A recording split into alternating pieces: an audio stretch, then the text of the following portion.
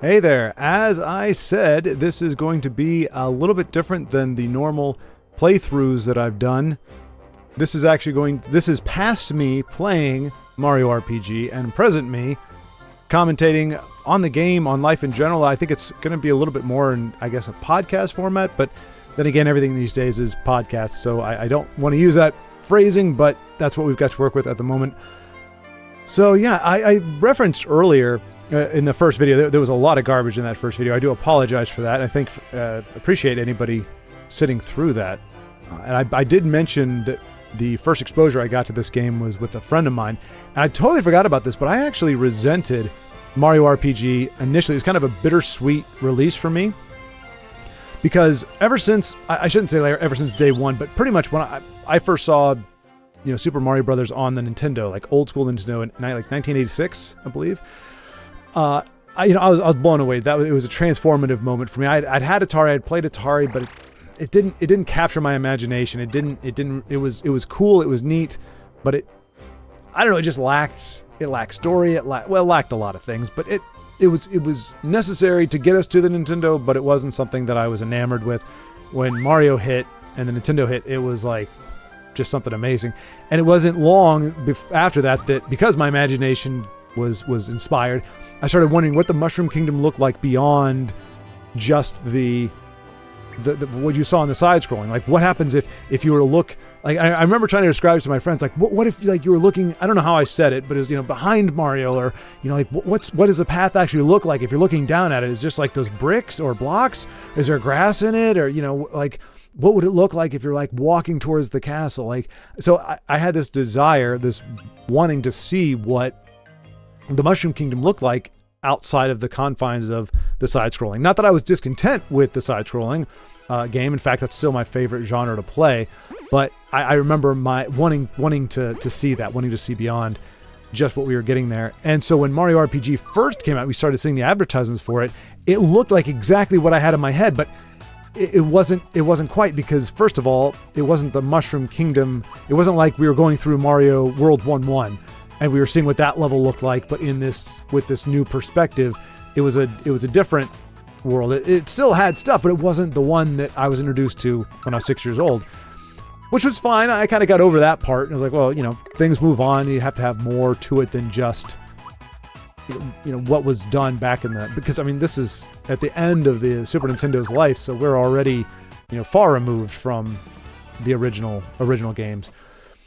But what got me was, I'm watching just like this. It was like, okay, Mario normally jumps on the enemy. Now when he jumps on the enemy, it opens up a match where now he has to punch them or hit them with a hammer. It's like, well, what is that? What happened to just jumping on their heads and being done with it? So I was not familiar with the RPG genre at all. Like that I mean, obviously it's Mario RPG, but so I didn't know what that word meant. I just thought it was, instead of, I don't know, was Mario 64 out at that point? I don't think it was. It might have been, because Nintendo was cranking out some great games towards the end of the console's life, like Donkey Kong Country. That series came out towards the tail end. There were some good games at the end of Nintendo's run, but I think 64 RPG was close to the end, if not at the end. So 64 might have been out, but I just thought it was another name for Mario. I had no idea. I was not familiar with the genre at all. I might have heard role-playing games somewhere, but didn't connect that to RPG because my brain doesn't work like that. But no, I'm pretty sure I hadn't heard anything, because I knew about Dungeons and Dragons, which I guess is technically RPG, but it wasn't called that. It was just called D&D or Dungeons and Dragons. Nobody ever said it's a role-playing game. Obviously, we heard the rhetoric that it was, the devil's game, but and it made people do wacky things. Which, to be fair, I mean, without going too much of a tangent, I'm not saying D&D is whatever. I play D&D. Roll to One. Shout out to them, great group of guys, and they're still playing. I had to bow out, but they're still going strong. But I do know, like, method acting, which is, so you can be an actor and play a bad guy or play whatever character, and it's fine, because you're literally just playing a role. You're playing a role. You keep that as a role. So if the director says cut, and they use your real name, hey Jesse, look great. Of course they'd say that, but look great. But I need you to do. I need you to make sure that you're, kind of make sure you catch the light on the left side of your face, because otherwise we lose that line. Okay. when you're working with method actors, a lot of them, they want you to refer to their character name even when the camera's not rolling. They immerse themselves so far in it that they I think by definition or by virtue of how they're working at it or how they approach it, they are losing themselves when they are these characters, and they're embracing something that is not who they are, and not looking at it as a character, but looking at it as their temporary identity. And I mean, Jim Carrey with Man on the Moon, and Heath Ledger with the Joker. Those are two of them. And there's plenty of other method actors. And I remember, I think Anthony Hopkins was working with Dustin Hoffman. I don't know what project it was, but I thought I remember hearing this when I was younger, and then I looked it up, and it actually did happen, as far as I know. But I'm not hanging my hat on there. But essentially, like Dustin Hoffman, because he's known to be a method actor, he showed up and he was like, he was like had a hangover and just was really in rough shape because that's what his character was supposed to be like. And Anthony Hopkins just said, why don't you just act,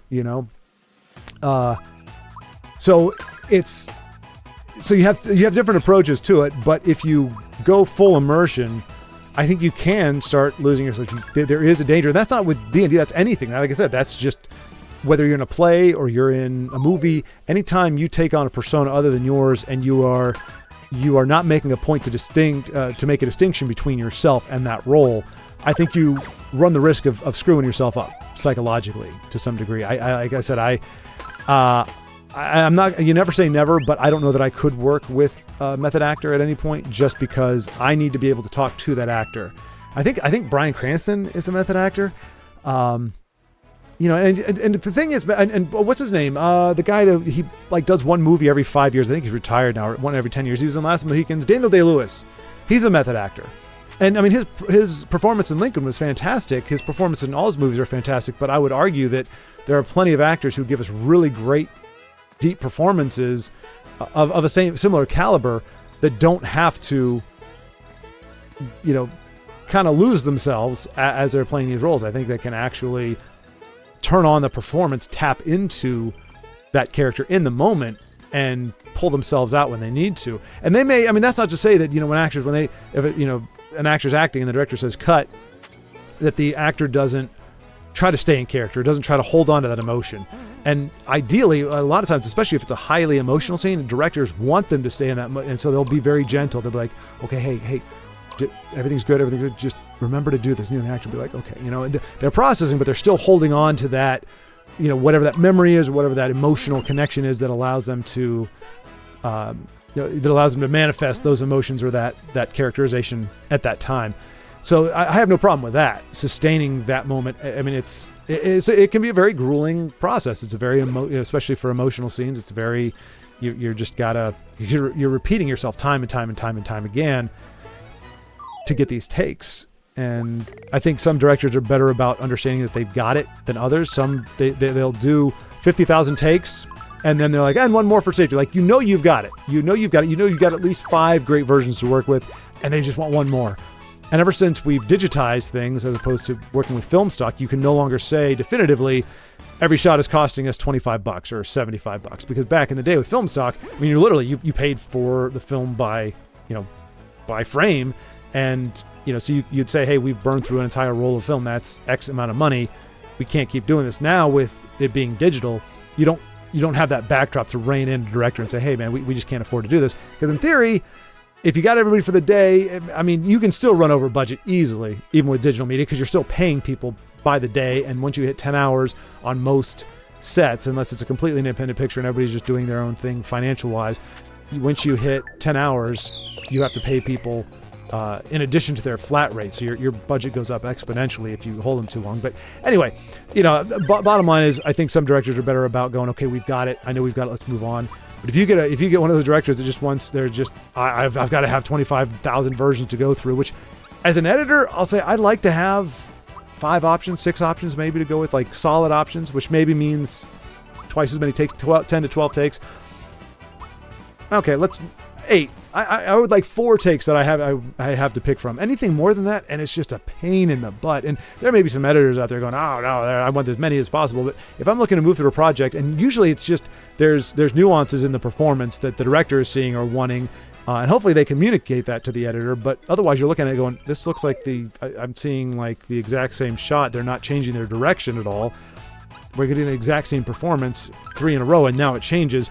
What? And then you have to start looking at it and go, okay, what were they going for here? Because I didn't see the difference. Okay, maybe the lighting is a little bit better here, but anyway, it's hard enough to pick and choose based on, okay, the best performance was not the best technical shot. It wasn't framed quite right, and we really can't fix that. So either we take a take that doesn't have as much emotional resonance or doesn't hit the beat exactly the way we want to, or we get one that if people are paying attention, they're going to notice that the camera angle was wrong or the lighting is kind of weird or what have you. So anyway, let me backtrack through all those tangents. Bottom line is, didn't know about the role-playing genre. And I guess that was that point of that particular tangent was I do think no matter what it is, D&D is not unique in that, but anything where you lose yourself to that degree, you could almost say to an obsessive degree, I think you run the risk of screwing yourself up mentally, temporarily, and maybe even kind of long-term. Like if you take on attributes, the mind is a weird thing. Anyway, that's not clinical. That's just my opinion, obviously. But I'm not trying to stand on, I'm not saying, well, there's studies showing this. I just think in fairness to the spirit of because you've got those D&D players. Some of them are like the ones that I play with. Those guys, they're great. But it's like you blend your characterization and your performance with an understanding that you are playing a game, and so you have that fourth wall break. Sometimes you have those moments where you kind of step out and you say, hey, by the way, what exactly are we doing? If we can go meta for a second here, like, am I supposed to be doing X, Y, and Z, or is this a problem? Things like that. And it's not a faux pas. It's not like, oh, dude, you ruined the game, man. But you got some people, I haven't played with them, happily, because like I said, I'm not into like having to address somebody by their character name the entire session and never breaking that character. Some people are, and I guess it could be entertaining, but for me, while I might be willing to do that if it was more of like a theatrical performance, maybe it was just all improv, but like if we're on stage and we're acting out this D&D scenario and we're ad-libbing at the time, but we're all in costume, we're doing this, and it's genuinely a performance, I would have no problem staying in character at that time. But like you're sitting at the table, you got dice, you got paperwork, you're trying to figure out what's going on. If you haven't played the game before, you're new to it, you're asking people for help. It's almost impossible to try to hold on to that immersion, a full immersion. And if you can't do that, then you might as well just be casual. I would say more casual about it. So I think in anything, just anything in life, you get obsessed with it, you go too hard into it, and you start losing yourself or losing your grasp on reality. It can be a dangerous thing. So that was my qualifier. I don't know how I got all the way off track, but that's the beauty of this. Like I said, I'm watching, I'm seeing what Mario's doing, but it doesn't hurt that I remember there are a lot of times in this video where I'm looking for stuff. I'm trying to find, like this, I was trying to figure out like what exactly am I supposed to do to creep up on this guy. But I'm trying to avoid asides like that, like talking about the game in general or talking about what's going on in a general sense. I think is okay, but I try not to get. So if somebody's not watching what's going on, they wouldn't be able to follow what I'm talking about. It makes no sense. But I just noticed in a lot of my gameplay stuff, the commentary was a lot of oohs and ahs and ah geez and oh my gosh and can you believe this and ah gee. It's like it's not riveting commentary necessarily. So hopefully I'll keep it more on task. But rewinding there to RPG, I was not familiar with the genre at all at that point. Never played Final Fantasy, nothing. And so Mario was my first exposure to that. And so all I knew was Mario RPG wasn't a Mario side-scrolling game. It wasn't a hop on the enemies platformer. It had this weird. I mean, you think if you only knew Mario from side-scrolling, you look at this, you go, "What the heck am I watching?" And so when I saw the ads, when I looked at the back of the box and I saw this, I was like, I don't. And even so, I actually like RPGs now. I haven't played a ton of them, but I do like them. The only thing that gets me about them is the fighting animation. It's again because it's like you've got static characters, and then they take turns. It's just like. I get the functionality of it. It has to be that way, but it just looks weird if you're used to or you're thinking about an actual confrontation where I'm not going to wait for you to do something. I'm going to start throwing attacks as fast as I can. Like I'm mashing buttons in the game. But, and it's like they leap out, they do a strike, and then they leap back. And it's just, it's just different. It's just very, very different. And back then, it was a completely foreign concept to me. So it was like a tease. I was able to see this fantasy world.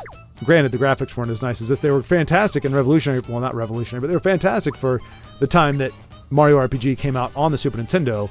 I mean, the next closest thing you had to that was Donkey Kong Country, but that was a side-scroller. But using that same kind of 3D, faux 3D type graphic.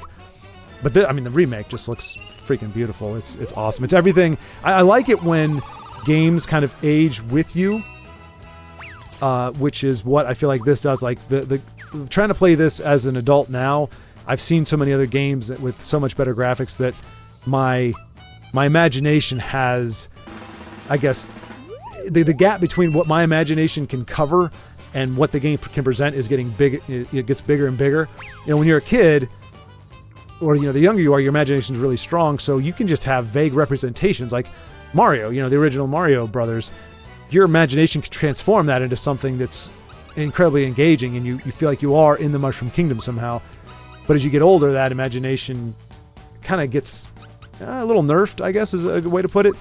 And so I wouldn't say it requires, but it's helpful to have better graphics and better technology to increase your immersion to compensate for that lack of imagination. So I like it when these games, when we're afforded the luxury of having a game that ages with you by doing these complete overhauls. This isn't just Mario RPG with HD where it's 4K, where the sprite work is still what it is. It's still technology from late 90s, but it now is crystal clear. I mean, this is an actual complete remake with new character models and everything. It looks fantastic. But I'm also I'm looking forward to playing the Lost Levels for the same reason. Not necessarily the imagination and immersion distance, but skill level. So obviously I played Mario when I was a kid. Now trying to play Mario 1, it's fun. It's a good nostalgia thing, but it's not challenging really. It's not engaging. I mean, I can play through the entire game, and I think I have. I don't know if I've done it here. I think I have. But you go through all the 8 worlds, and even though I hadn't played all of them all that much, I was mostly playing World 1 to go to the warp, World 4 to get to the warp, and then 8, 1 through 4. Playing the other worlds, other levels, they weren't so different that it was like anything was giving me a challenge. But the Lost Levels, which was the real Mario 2, the difficulty level was scaled up exponentially. So if I tried to play that as a kid, I probably would have gotten frustrated and would have just put it aside. In fact, when I eventually did play Lost Levels for the first time on Mario All-Stars, with the enhanced graphics, I was like 15, and boy, that thing was challenging as heck. Me and my friend, we stayed up, we had probably 2 or 3 nights full sleepovers of just trying to beat these certain levels, because neither one of us were gamers. I'm not a gamer. I like playing video games, but I also liked catching a football and playing football, but I wasn't a football player. Same thing. I'm not a gamer. I'm not inherently good at it. I don't pick things up very quickly. I don't have a knack for it. I just enjoy what video games present and the interaction there. So anyway, neither of us were gamers, so we struggled with it. And I'm just looking forward to it now. It's 30 years after, 37 years after I first played the first Mario Brothers, and I think the Lost Levels, even though the graphics are the same. So I got it. I have a ROM that was found it on eBay, where it's actually put into a Nintendo cartridge, and so you can actually play with the original graphics on classic Nintendo, which I'm looking forward to a heck of a lot, because I liked Mario All-Stars. It was a big deal when it came out, because obviously we'd never seen Mario 1 in Mario. See, it's weird though. That's the thing about Mario All-Stars that got me. It's not Mario World graphics. It's Mario. There was a transitional phase. So if you watch like the making of Mario World, and like there are plenty of videos on YouTube about that. The first thing the developers did was they recreated Mario 3 on the Super Nintendo hardware, and so it looked good. It had a lot more colors, it had a lot more detail and what have you, but it didn't it didn't look distinctly different. They said we need to change some things if we're going to, like, it just looks like a continuation, you know, a slight improvement, a new coat of paint. It doesn't look like a new thing. And so they did a complete revamp and gave us Mario World. Mario All-Stars is built on that kind of, it seems like it's built on that transitional medium where, you know, it's Mario 3 Mario. Like the character design is Mario 3 in Mario All-Stars. It's not Mario World Mario, which I found disappointing because I liked Mario World Mario more so than, like, the sprite work I like better than Mario 3. But that's what we have. So you have more or less Mario 3 graphics with the Super Nintendo coat of paint, and they applied that to Mario 1, 2, and 3 retroactively. So you're seeing essentially what Mario 3 would have looked like on the Super Nintendo, which again was fine back then. But as it's aged, I'm like, if I'm gonna play those old games, I want to play them on the old system. I want to play them in their original format and context. I've never played the Lost Levels on as it was originally created, and so I'm looking forward to doing that. And like I said, it's great because I feel like I'm gonna get that. It's a little bit of nostalgia, but it's still new enough that it's like almost like a time machine where I'm gonna be able to go back and play a game now that is hopefully not more challenging than I can handle now, but certainly it was more than I probably could have handled as a kid. And it's giving me that new sense of challenge and exploration that I got from the first Mario game. And being able to get that years later is just, it's a great thing. And I mean, I guess to a degree you could get that in like Mario Maker, which I have, but I really I haven't cracked it open yet, or done anything with. And to be fair, but a lot of those, at least the videos that I watch, there are a lot of troll levels, which are a heck of a lot of fun, a lot of creativity, just amazing work that people do, but they don't really look like Mario levels. They look janky as heck and weird, and so you can't get that vibe. But in theory, yeah, if I wanted to, I guess I could go back and create my own Mario 1, you know, unique stuff. But Shigeru Miyamoto even mentioned, because when he created Zelda, initially there was a way for you to create your own levels, and so the idea was you could go through with a level creator or world creator. I don't remember exactly how it was phrased, but it was essentially a way where you could create stuff for your friends to play your levels. But he said, but we realized I just enjoyed playing other people's levels more than I enjoyed creating my own. And it's the same thing with movies. You know, if you're on the set of a movie, there's no magic there. It's not that it's not fun or enjoyable. If you like the work, then you like the work, but it doesn't have that magic because you're not, you know, Star Wars, you're not in a starship. You are staring at, like, just beyond that cockpit is a camera and directors and people standing around and lights, you know, hitting you from every direction. You're not in space. There's not illusion of you in space. That's added in the after, in the post-production. You are very much on a set, and there's, you know, you look over here and your Millennium Falcon is plywood, and down here it'd be, you know, anything below the camera angle, and depending, I don't know for a fact how many different, I mean, obviously, like for Empire, I think they had they did. I remember them talking about, they had a full-size mock-up of the Millennium Falcon that they shipped in pieces. But like if you went inside of it, it wouldn't look like the Millennium Falcon. It was for exterior shots only. And same thing, you had a cockpit just for those cockpit shots. So, you know, well, I'm trying to think if they did have over the shoulder, even in Star Wars. So you had to have enough real looking technology in the cockpit, but like anything outside of where the camera would shoot, there wasn't going to be anything because you're not going to waste resources on trying to flesh out a prop. So, you know, I guarantee the actors are seeing a lot of plywood and a lot of dangly things and stuff being held up by gaffer tape and oh crap, I can't remember I'm trying to remember that they're called C46s or something. It's another name for clothespin.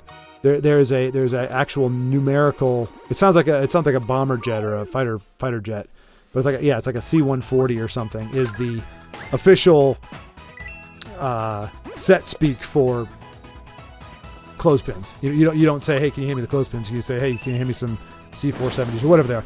If anybody's watching and you're familiar with that, let me know. I never remembered them because it was so infrequent that I used the phrase myself.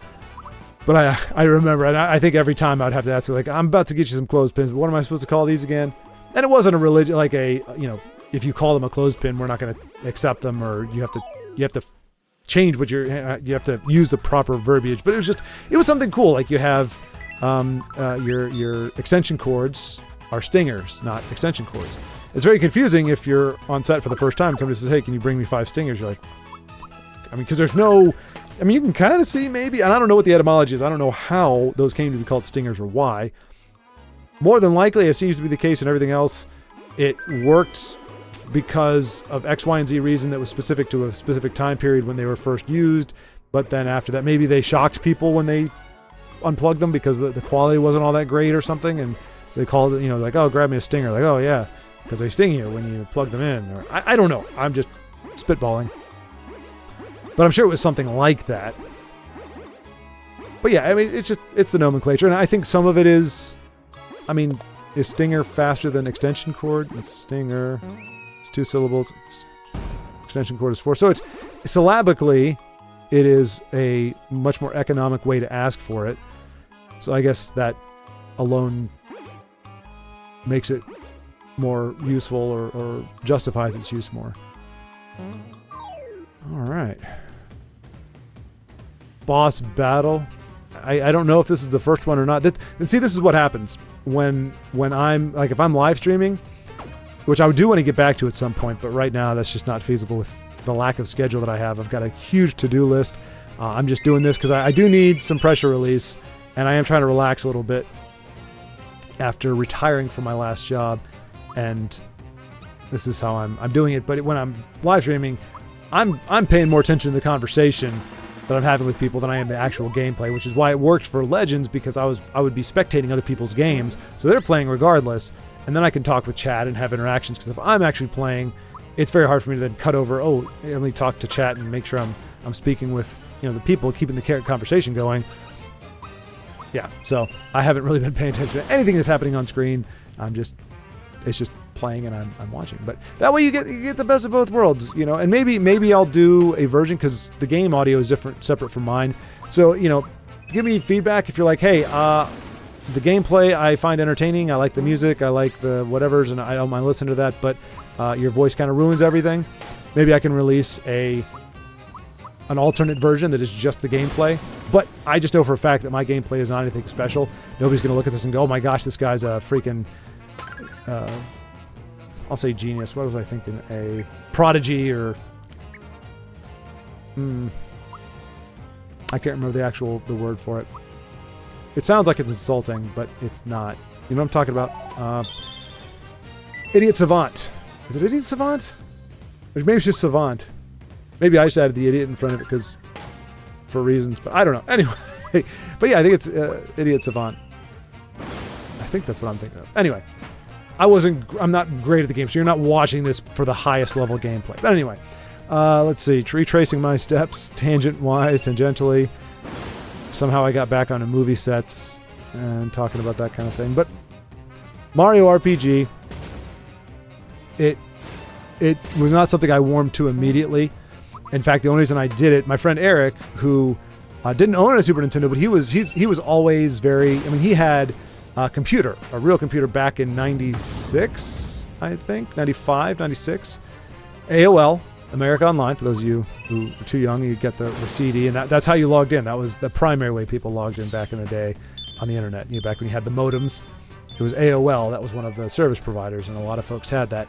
So he had his own computer, and he had AOL, so he was in the chat rooms. He was experiencing beginning to taste the wealth of information that you could get on the internet. And so he read reviews and was very educated and well aware of, what games were doing well, which ones were received, which ones were getting a lot of hype. And I just remember we were trying to figure out what game we wanted to rent. And he just said, because I'm pretty sure I was like, he mentioned Mario RPG. And I was like, I don't know, it looks weird. I don't know. He said, dude, the reviews are fantastic. I think we should give it a chance. Like it's just getting rave reviews. Like, I don't think it's going to be a bad game. And I was like, all right, fine. And I quickly warmed to it. And I didn't really play it all that much myself because, as I alluded in the other video, I was sick to my stomach for like the first 2 hours. Or for a long stretch of time after we got it. I don't know what it was from, but I just remember being on my side because I was taught that that's how you kind of keep the stuff from coming up. You just kind of lay on your side, not on your stomach. You lay on your side. I was laying on my side, had it on the pillow. We were in his living room on the floor, which is where you should be always playing video games. This is a very unnatural state. I think we need to get back to our roots. In fact, I'm moving, and when I get to the new place, I'm going to try to have my setup where I'm actually playing on the floor, which is where you're supposed to play video games. All the classic, that's where gaming happens. You are on the floor. You're sitting cross-legged, or you're laying back, or whatever, but you are playing on the floor. Playing at a desk like this is very unnatural. It's not the way God intended us to play video games. We're not supposed to be sitting at a computer desk with all this stuff around us. I'm not dissing the technology or anything, but you should be on the floor with all this technology around you. That's where video games are supposed to be played, because that's where the system was, and it's always in front of the TV. It's just, anyway, I just think we've gotten too far as gamers. We've gotten too far away from our roots. We need to be on the floor, which is where gaming began. Because when you played on a TV, the TV was never near a desk. It was in a living room, and usually you didn't have any chairs around it, but your controllers, you only had so much cord. So almost everybody, the Nintendo was on or next to the TV. You didn't want necessarily on the TV, because then the controller cables would hang in front of the screen.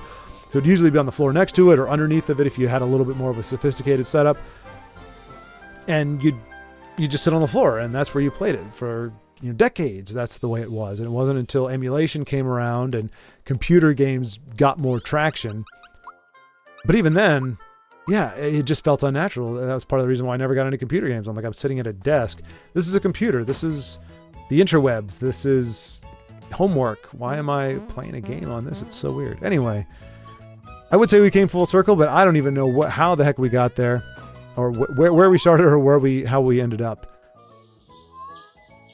All that to say, I think I've said that quite a few times in this video as well. Wasn't necessarily a big fan, but I became one as we played through, and as of course I got less sick. Eventually I regained my health, had a California pizza for the very first time. I remember that distinctly as a great experience, and just enjoyed the heck out of watching my friend play this game. And then later on I bought it myself, and had a good time with it then. But we'll pick up the story on the next episode. Thanks so much for watching.